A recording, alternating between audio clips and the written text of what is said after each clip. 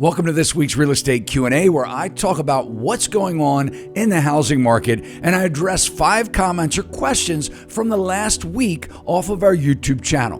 When America went on lockdown in the beginning of 2020 due to the pandemic, the federal government stepped in to provide the ability for Americans to stay home without worrying about their jobs and money. There were multiple rounds of stimulus checks mailed out, and on April 20th of 2020, the federal pandemic unemployment compensation program launched, kicking in an additional unemployment insurance benefit of $600 per week on top of the state's regular unemployment benefit.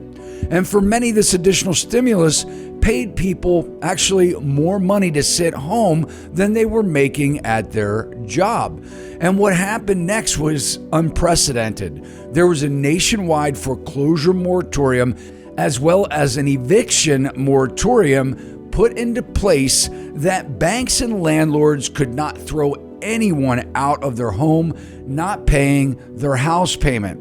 And in July and August of 2021, for the most part, these moratoriums were coming to an end. But as part of the American Rescue Act that was put into place at the beginning of the pandemic, if you owned your home, the federal government handed out almost $10 billion, divided up to all of the states to provide additional stimulus, like, for example, $50,000 in some states per household for those that were still struggling with pandemic-related hardships to pay housing-related costs, such as their mortgage payments, property insurance, property taxes, of course, and the utilities, etc. And the reason I bring this up today in 2024, almost 4 years after the beginning of the pandemic, is because 24 states still have money to provide assistance for those still dealing with COVID-related hardships.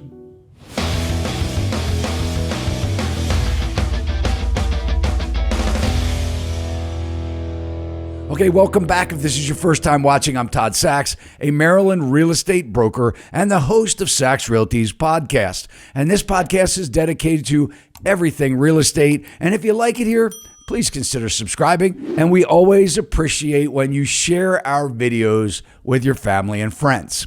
Okay, so the money, almost $10 billion, known as the HAF, or Homeowners Assistance Fund, handed out to states to help Americans pay housing-related expenses to those that were affected by COVID-19, is still available almost 4 years later. So, why not return this money to the federal government to pay down its deficit, you may ask? Well, that's a great question to consider, and if you find it hard to believe that anyone can still be unable to find a job and pay their bills by now, I'm not trying to be insensitive to those that are struggling financially, but I do want to show you some statistics that prove that due to what I believe is happening to homeowners struggling to pay housing costs is actually due to the runaway inflation over the last several years. And this housing assistance fund that still has money available in these 24 states is not helping homeowners struggling with that. So let's take a look at the chart and see which states still have money to hand out. And by the way, only to those still struggling with COVID-related distress 4 years later. Now let's take a look at this. So here are the 24 states, alphabetical order. I'm not going to read them all, but you can take a look here. California's at the top of the list. DC, District of Columbia, where much of the federal government operates, and all the way down, including Utah and the Virgin Islands. Now, let's take a look at what I put together for you. It took a lot of mining. It took several hours actually to do the research to see what states still had money left. I mean, yeah, but here's the problem. A lot of these states, they don't even report the information. And what they do report in information, I mean, I would think like Public Information Act, everything, the accountability should be easy to find, but it's not. And not all states have updated their records. Some haven't updated them in a year. And so we don't know what they've handed out, how much money is left and things like that. I mean, I'm sure somebody does, but let's take a look at this data that I put together for you. Now, in this chart, okay, we're looking at the columns. I just want to explain it for a minute. I have the states listed. And again, these are only states that I could find easily, or not easily, but states that I could find that had reporting at all. The next column is the amount of applications that they approved. The next column, which was really hard to find and non-conclusive in much of the data, was how many didn't they approve, and then what the average assistance was paid, and then the total payments that they've paid out and when it was last reported. Now, I could have spent another couple of hours to see if I could find the missing data, but believe me when I tell you, try and find it yourself, very difficult. But let's just take a look. Now, what I did here, of the 24 states that I just showed you, the green represents the states that still have money available. Again, not all of the 24 are listed here because they didn't post the data. But here's what I want to point out, besides dragging you through reading each one of these line items. If you'd like, you could take a screenshot. You could hit pause right now, and you can check out to see if your state is included here and what the money situation looks like. But what I do want to point out here is the columns that I have highlighted here in a light red indicate how many people were turned down. And this is one of, the data points that sort of prove my point that people are struggling to pay their mortgage, and why I believe that we have massive foreclosures about to sweep across the United States. Now, let's just take a look at a state like Georgia here. Only 6,716 of these applications were approved. And again, look, the last time they updated this was September 30th of last year. But look here, Georgia, they denied 15,720 applications, guys. All right, let's look at Illinois. Same thing. 24,892 applications denied, way more than what they approved. And this sort of, all these NAs where I couldn't find the data. Look, Michigan, almost as many were denied. Mississippi, almost 3 times the amount were denied than they paid out. But look at states like Missouri. They paid out 158,635 applicants and only denied close to 8,000. So anyway, let's just talk about some of the other things on why we're not seeing massive foreclosures, because this data is showing me, you know what, Todd, people are in trouble.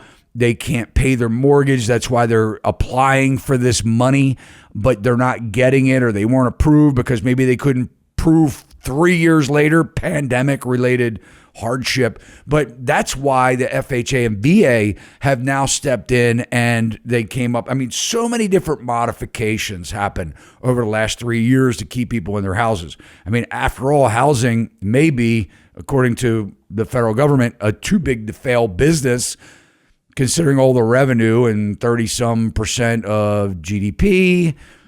If you include all housing-related services and products, big part of CPI, one of the highest parts of inflation. But to come up with a 40-year mortgage, and in the last few years, we've done things like prevent them, as I said, from paying, allowing them to not pay their mortgage. And by the way, that's crazy in itself. But now we're modifying, taking up to 30% of their defaulting balance, putting it on a second interest-free mortgage, dumping it in the back end of the note. That's only due if they ever pay off the house or they go to sell it. And then they're recasting the loan balance, the 70%, up to 70% of the loan balance. They're recasting that into a 40-year mortgage payment. Guys, what they're paying in interest, I mean, it's ridiculous. But anyway, they're modifying all terms of homeowner mortgages, of these affected borrowers. that can't pay their bills and that are eligible for some type of forbearance or remodification. The goal here is that they want to reduce their monthly payment by 25%. That's the goal, is they figure, hey, if we can drop everybody's payment, at least the struggling FHA, VA, if they qualify, drop their payment by 25%. So their payment's $4,000 a month. So, I mean, we can drop it by $1,000. Hey, that's pretty great, right? But anyway, funding all of these delinquencies and any mortgage principal reduction necessary to achieve the monthly payment reduction on a separate debt, like I said, they put that on the back end of the loan, interest free in some cases. I don't see how that's going to end well. But anyway, let's move on. So just to summarize before we get to this week's questions and comments, since the start of the pandemic, mortgagees have provided over 1.3 million COVID-19 loss mitigation actions to borrowers. And on top of all of that, ladies and gentlemen, it has been reported that almost 10% of FHA mortgages are in a delinquent status. And yet, once again, FHA is trying to do another partial claim to some type of mortgage credit program where they can once again take, I think, up to $2,000 of the mortgage payment and defer that payment for a minimum of 3 years up to 5 years to, again, try and prevent massive foreclosures in the U.S. And guys, I don't know what your thoughts are on this, but how much longer can we continue to prop up people that are just not going to get it right? And I mean, no one wants to see people losing their homes, but this is a big problem that we have in the U.S., especially over the last 3 years, 4 years, where people, their exuberance, they've been making decisions that they can't pay for. And, they're buying houses that their costs are going up and they're struggling financially and they're actually trapped in a decision that they have to make. Do I let it go? Do I file bankruptcy, which, by the way, are on the rise? Bankruptcies are on the rise. Or what do I do? Do I cut my losses? Do I bring a check to settlement, sell it for less than what I owe if I can't get out of it? So anyway, just a mess. But let's go ahead. We'll jump into this week's Q&A. So this first commenter, along the lines of what I was just talking about, how the eviction moratorium allowed tenants to live in a house. I mean, first of all, you heard me say it. They were given stimulus money. They were paid an additional $600 to be unemployed. I mean, if they were legally working somewhere above board and they got laid off, they got a lot of money handed out to them to sit at home, more than a lot of cases than what they made at work. But, the government thought it would be a good idea to penalize all of the landlords, the mom and pops, whether you like them or not, guys. Eliminate them and see what kind of housing crisis we have. You'll just be in federal owned housing maybe, or completely at the mercy of corporate America as your landlord. But let's talk about mom and pops. This commenter here, I am a mom and pop landlord in Maryland. I sold one rental already due to the cost and time required to repair and service tenants. I have one last rental that I'm going to try to sell now. The juice is not worth the squeeze. It goes on to say how there are costs to, fix the house after the tenant destroyed it, outweighed any hope of profit. And this is the issue with a lot of landlords right now. And that's why, when we are rewarding people to not pay their bills, and then, we just had a video with Dennis Block, a very large eviction attorney, evicted over 250,000 people. Not that he's proud of that, but defending property rights by the government preventing landlords from getting paid. It crushed these mom and pops, for years and years. And what they said was that the government said that the rent would be deferred. Well, what happened when we talk about deferment or deferring a payment, we know that it's not collectible. And the banks found that out. during the pandemic when they were postponing or said, hey, you don't have to make your mortgage payment for 6 months. And then they were struggling with, well, how do we get that money? Well, we'll have a balloon payment at the end where you get 6 months without paying your mortgage. And then at the end of 6 months, you pay us all that money at once. They found out quickly that it doesn't work. Same as landlords found out that if you defer rent for a year or longer in California and Los Angeles, 3.5 years, they deferred where the tenant didn't have to pay the rent for 3.5 years. You're never collecting that money. So what they're doing is crushing America's small businessmen and women. But anyway, and some think it's part of a bigger plan that Wall Street would just own more because they're the only ones that can sustain those kinds of losses. And just to add to that, as someone who's been a residential landlord myself for 25 years, a lot of people think making a lot of money on a residential rental is just cash flowing $200 a month or $500 a month. $500 in profit a month is $6,000 a year. If you have a tenant move out and you spend $10,000 to get that house back to rent ready again, you're in the negative. So that's the case with most rentals, ladies and gentlemen. They're not getting rich despite what these Instagrammers and TikTokers claim.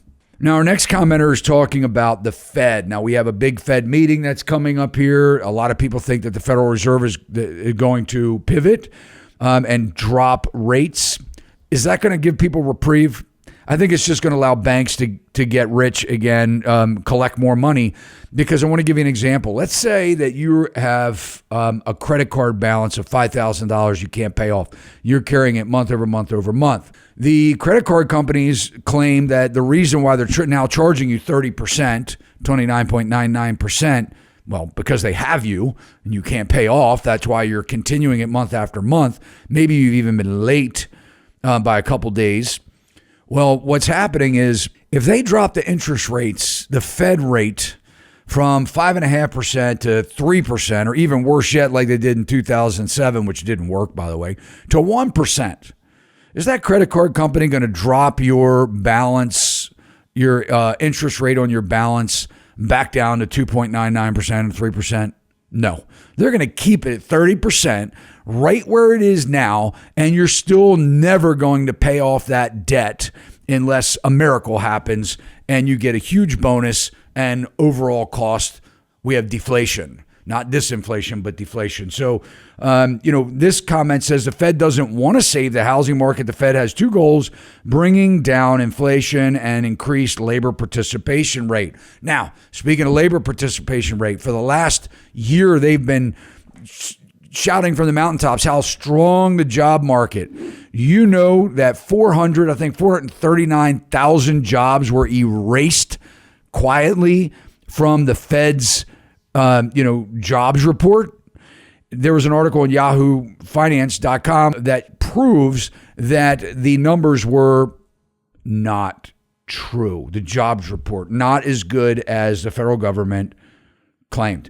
So anyway, it says that they're not interested in the housing market. Well, guys, one of the reasons why they probably dropped the interest rates and kept it so low, allowing, 2.75% mortgage rates to happen to escalate all the home values, is so that they could collect more in property taxes.